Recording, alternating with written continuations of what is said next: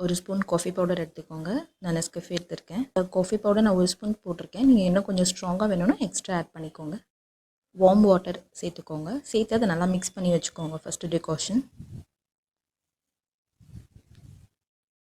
ஒரு கப் பால் சேர்த்துருக்கேன். பால் நல்லா சில்லுன்னு வச்சுக்கோங்க. நீங்கள் வச்ச காஃபி டிகாஷன் சேர்த்துருங்க. கொக்கோ பவுடர் 2 ஸ்பூன் சேர்த்துருக்கேன். நீங்கள் கொக்கோ பவுடர் ஆட் பண்ணுறதுனா பண்ணலாம், ஆனால் ஸ்கிப் பண்ணிடுங்க. 2 ஸ்பூன் சுகர். உங்களுக்கு சுகர் கம்மியாக வேணும்னா நீங்கள் கம்மியாக ஆட் பண்ணிக்கோங்க. ஐஸ் க்யூப் சேர்த்துருக்கேன். ஒரு ஸ்கூப் வெனிலா ஐஸ்கிரீம் சேர்த்துருக்கேன். நல்லா பிளெண்ட் பண்ணிடுங்க.